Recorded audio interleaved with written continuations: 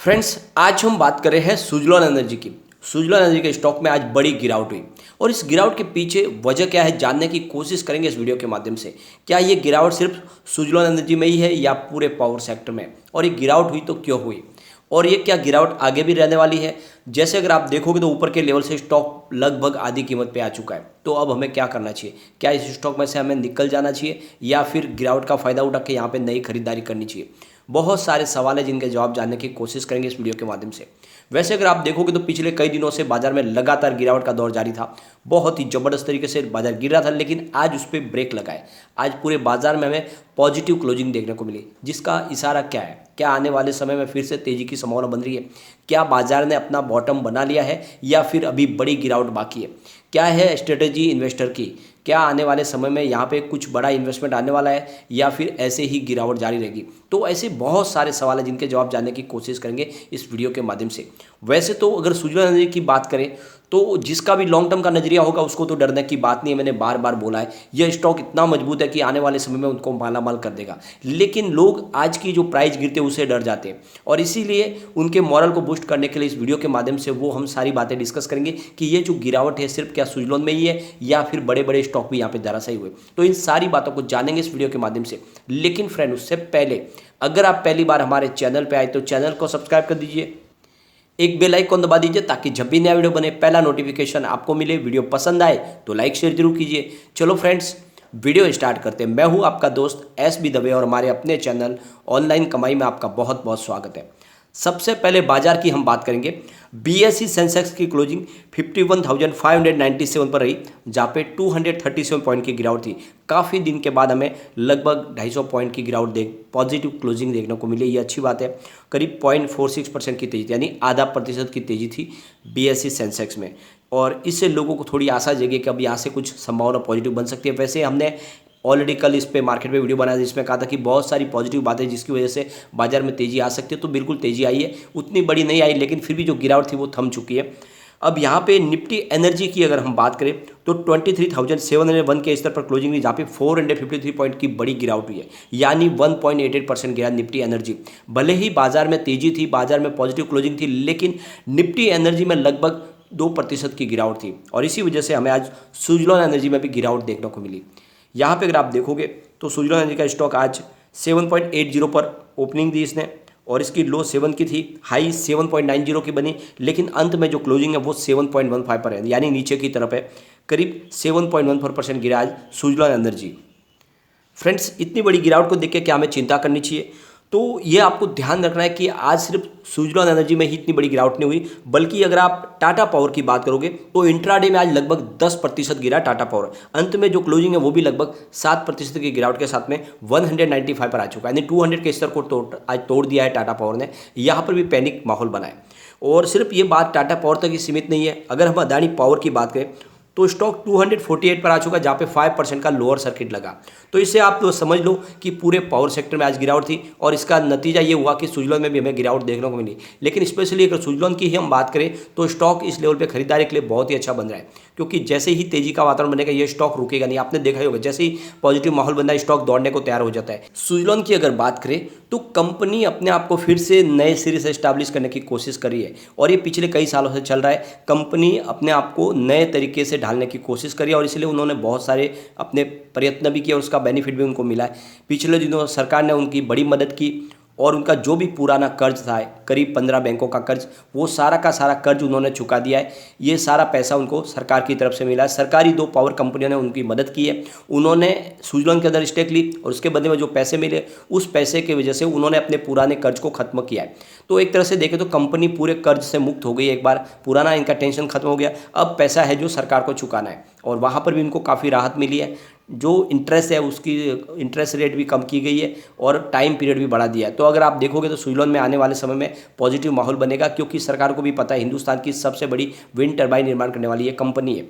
India के अलावा विदेशों में भी इसका कामकाज है, और इस कामकाज को देख के ही सरकार ने मदद की है, क्योंकि सरकार ने अपनी तरफ से अपना जो गोल सेट किया है 2070 तक जीरो कार्बन पॉलिसी पे जाने का, इसके अब बड़ा जरिया बन सकती है सुजलॉन एनर्जी। तो ऐसे में अगर आप देखोगे तो बड़े बड़े जो इन्वेस्टर हैं उनकी नज़र भी सुजलॉन पे लगी हुई है, वो भी यहाँ पे इन्वेस्टमेंट करना चाहते हैं, इसमें अपनी हिस्सेदारी लेना चाहते हैं।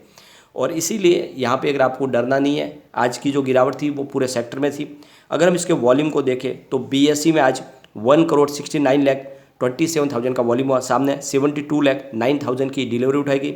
डिलीवरी का परसेंटेज 42.59% है। बात अगर हम NSE की करें तो यहाँ पर 5,42,27,000 का वॉल्यूम हुआ, सामने 2,18,35,000 की डिलीवरी उठाएगी। डिलीवरी का परसेंटेज 40.27% है। अगर हम इसके वॉल्यूम को एनालिस करें, पिछले 1 महीने पहले इसका 7 करोड़ का वॉल्यूम था, 1 वीक पहले 4 करोड़ का वॉल्यूम हुआ था, और फ्राइडे को 6 करोड़ का वॉल्यूम था, लेकिन आज 8 करोड़ का वॉल्यूम हुआ। तो पिछले पूरे महीने के अंदर सबसे भारी वॉल्यूम हुआ, और ये वॉल्यूम बढ़ने के पीछे वजह है कि बड़े फंड हाउस ने आज बिकवाली की है। आज काफ़ी बड़ी बिकवालियाँ हुई है, जिसको हम आगे डिस्कस करेंगे। फ्रेंड्स, यहाँ पे अगर आप देखोगे तो बाजार शुरू होते ही 9:24 पर, यानी सुबह बाजार के खुलते ही आप देखोगे तो 7.80 की प्राइस से करीब 10,08,000 शेयरों की एक बड़ी डील हुई, और यहाँ पे बिकवाली की गई है, क्योंकि इसके बाद अगर आप देखोगे तो प्राइस सीधी 7.65 पर आ गई। इसका मतलब ये कि बड़ी क्वांटिटी में माल बेचा गया और इसी वजह से प्राइस गिर गई, और इसी वजह से दबाव शुरू हुआ। तो ये बड़े फंड हाउस ने अपना माल बेचा।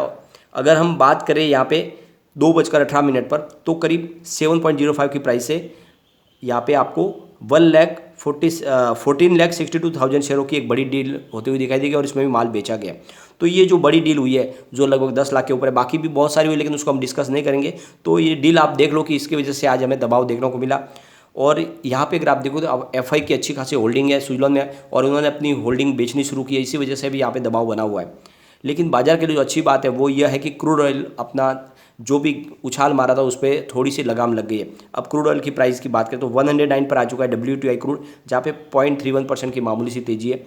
ब्रेंट क्रूड की बात करें तो 113 पर है, जहाँ पे 0.03% की गिरावट है। इसका मतलब ब्रेंट क्रूड और WTI क्रूड में थोड़ा सा दबाव आ गया है, और इसकी वजह से बाजार में जो गिरावट है उसमें अब थोड़ी सी संभावना है कि पॉजिटिव माहौल बन सकता है। एक अच्छी बात ये भी है कि जो इंडियन रुपीज़ है वो भी फिलहाल मेंटेन है अपनी प्राइस के ऊपर, यानी अगर आप देखोगे तो 78 से नीचे है, फिलहाल 77.96 पर है। और अभी जो 78 का हिस्सा था वो इस तरह टूटा है, तो थोड़ी सी राहत यहाँ से भी निकलेगी, इंडियन रुपीज़ भी थोड़ा सा मजबूत बना है। यहाँ पे अगर आप देखोगे इसके शेयर होल्डिंग पैटर्न में, तो यहाँ पे FI की होल्डिंग अच्छी खासी, यानी 8.71% की होल्डिंग है, और आपको पता ही FI बाजार में अपना माल बेच रहे। तो मुझे लगता है कि आज बिकवाली FI की तरफ से हो सकती है, और इसी वजह से स्टॉक की प्राइस में हमें गिरावट दिखाई दी। लेकिन ये परमानेंट नहीं है, ये टेम्प्रेरी है, आने वाले समय बिल्कुल तेज़ी बनेगी। अगर आपका नज़रिया लॉन्ग टर्म का है तो बिल्कुल बने रहे, कोई चिंता की बात नहीं। शॉर्ट टर्म इन्वेस्टर के लिए तो मैंने बोला ही हुआ है कि आपको समय समय में प्रॉफिट बुक कर लेना है, और आपको स्टॉप लॉस लगा के चलना है। और ऐसे में अगर स्टॉप लॉस लगाओगे तो आपका लॉस है वो वहाँ पे मिनिमाइज हो जाएगा, आपका जो भी सौदा कट जाएगा, आपको लॉस नहीं हो पाएगा।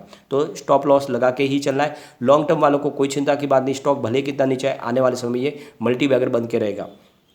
इसके हम रिटर्न को देखें तो पिछले 5 साल के हिसाब से 61% का निगेटिव रिटर्न है, 3 ईयर के हिसाब से 73% का पॉजिटिव रिटर्न है, 1 ईयर के हिसाब से 5% की गिरावट है, 3 मंथ के हिसाब से 27% गिरा है, 1 मंथ के हिसाब से 22% गिरा, और वनडे के हिसाब से लगभग 7% की गिरावट है।